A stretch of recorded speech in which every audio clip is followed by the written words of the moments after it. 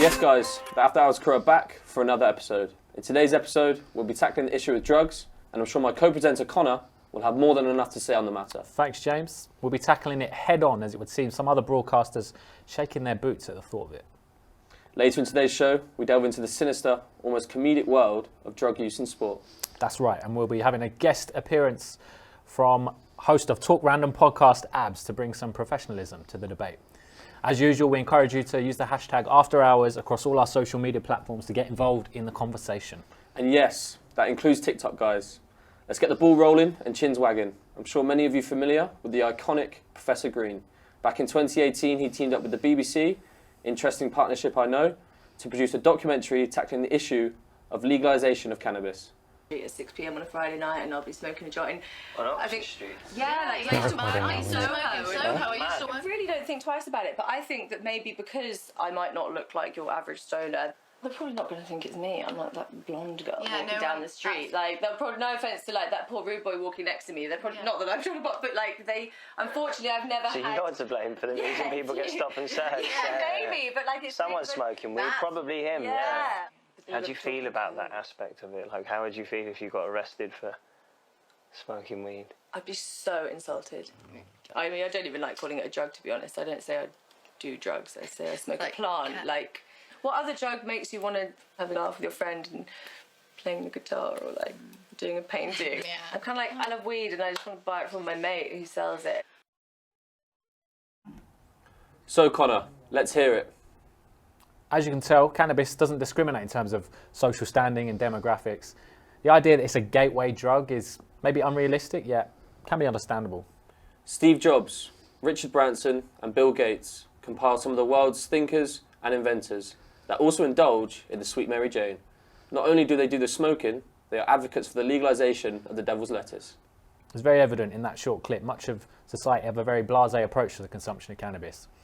We hear from the woman featured in the clip described how she smokes while walking down one of the biggest hotspots in London, Oxford Street. Well, now we're joined in studio by special guest and host of the Talk Random podcast, Abs. Hey Abs, thanks for coming on.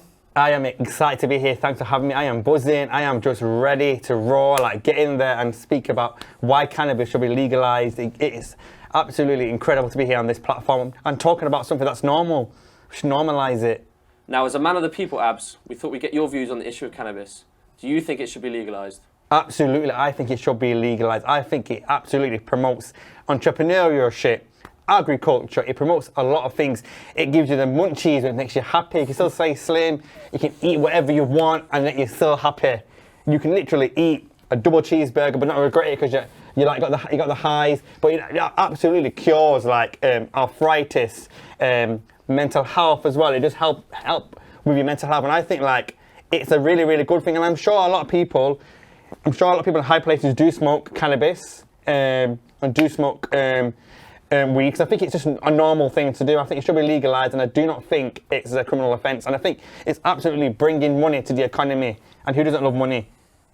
Well, you sound pretty positive about it in general. Do you think there's any negatives that could potentially be? Yeah, there are some negatives. Obviously, a lot of people have linked skunk and cannabis to like other mental health issues. But on the other hand, it does promote a lot of things. For example, we've got the CBD oil, which has got cannabis in it, and it has been proven to help people who were once really, really ill.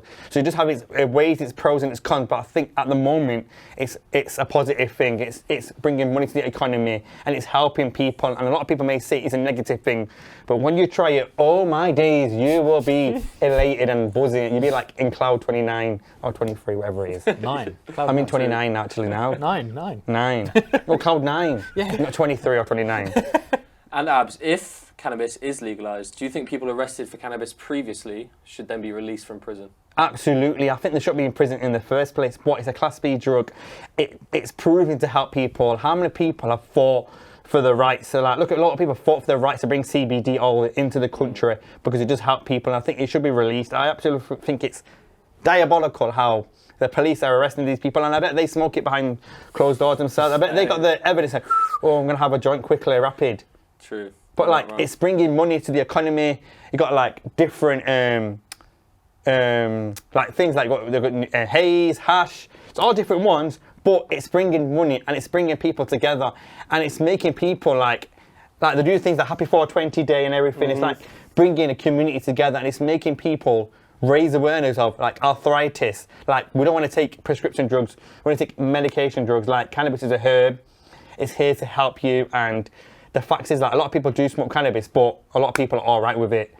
Me, myself, I've never smoked it, but if I was ill and I had arthritis, I'm not going to lie, I would smoke it. I would smoke a bong. And far less detrimental than alcohol. And Yes. alcohol is legal. And alcohol's a drug. Alcohol, you get like a beer belly, whereas cannabis, you don't really get a beer belly. You get the munchies, but you won't really get fat and everything. And it's making people like think logical and think, bringing money to the country, like the businessmen. How many businesses will absolutely thrive with young talent growing cannabis? It's like, basically you're a farmer, isn't it? Basically you're a farmer growing your own crops. It's like growing a tomato and eating a tomato. So like growing a herb, it's like eating a herb and absolutely just inhaling in it, getting in the bong. And like, I can imagine Boris being in it as well. Or Queen. I wouldn't put it past Boris. But anyway, Abs, that's all we have time for, I am afraid. Oh my days, I'm bloody excited. Sorry if I'm interrupting you. I am buzzing to be here, guys. But let's make cannabis legal. Love that, love that. Well, thanks, Abs. It's been lovely Thanks very chatting to you as always. Thanks again. And now, from the Russian Olympic doping scandal in 2015, the Lance Armstrong case in 2011, and the case of Sha'Carri Richardson and her consumption of cannabis before the 2020 Olympics. Drugs and sports should be chalk and cheese. David and Goliath, yet they never seem too far apart. Let's take a closer look at just some of the sport and drug controversies over the past decade. Not look like Gigant her frem på vej mod ny sejr. Han virker urørlig.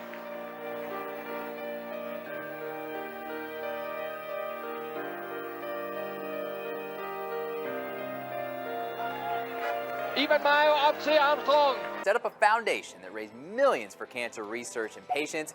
But following a report by the U.S. anti-doping agency, Armstrong was stripped of his Tour de France titles and banned for life for doping. And after years of denials, Armstrong finally admitted to using performance-enhancing drugs in 2013.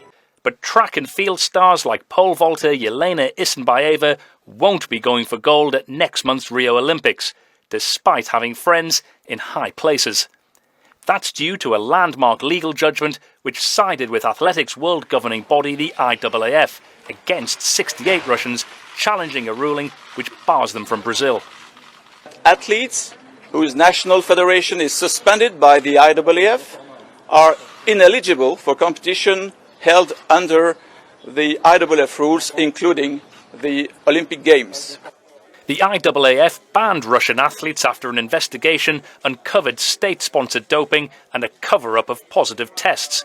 Speaking in London today, the most famous face in world athletics said he was encouraged by the message it sent. If you cheat or if you go against the rules, then we're going to take serious action. This will scare a lot of people or send a strong message to let you know that the sport is serious. We want to clean the sports up. The decision to uphold the ban could yet have wider implications. A separate damning report earlier this week implicated Russia with doping in 30 different sports. The International Olympic Committee is now considering banning the entire Russian Olympic team. It may now have the legal power to issue a blanket ban when it meets on Sunday, but there are concerns its leadership is divided. A heartbroken Sha'Carri Richardson is earning praise today for owning up to a big error in judgment. The fastest woman in America is known for her striking looks, that flaming red hair, sometimes blonde, the long eyelashes, those manicured fingernails. Last month, she was praised for winning the women's 100-meter race in record time at the U.S. Olympic trials. To celebrate, she sprinted up the stands to hug her grandmother. Now the track superstar has been suspended. Now for some more expert opinion from the sports world, football coach Josh Pinder. Bosh. Yeah. Well, I need to re-record the bit where I introduce Yeah, Abs. just carry on now for this. We've got to do the end and say great to hear from Josh. Great to hear from Josh. Unfortunately, that's all we have time for today. As always, a big thanks to my that made me laugh. Right, start again. Great to hear from Josh there. Unfortunately, that's all we have time for today. As always, a big thanks to the Robin, to my Batman, Conor Mannion. Make sure you join us next time. I can't see, the thing is, the auto cue is on an angle where I can't see the letter of who's saying what. Oh. Like the corner of the auto cue is cut off, so I can't see the. Well, it's all you guys. That's 3 times now, James. Yeah, we'll re-record. We'll re-record. We need to go up a bit on the auto cue, Joe. Yeah, thank you. It's because the auto cue's been put at an angle where I can't fucking see it. Who says what? That's all you at the end now, so.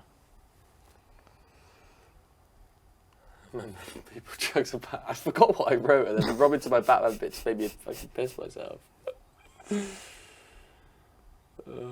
Yes, where did I stumble? I stumbled introducing abs and there. Alright, we need to redo. So great to hear from Josh, but make sure you pause then, because in case we All don't have. Here we go. Great to hear from Josh. Unfortunately, that's all we have time for today. As always, a big thanks to the Robin to my Batman, Connor Mannion. Make sure you join us next time for more topics of conversation that the mainstream channels get sleepless nights over. And remember, people, drugs are bad, unless it's that sweet Mary Jane.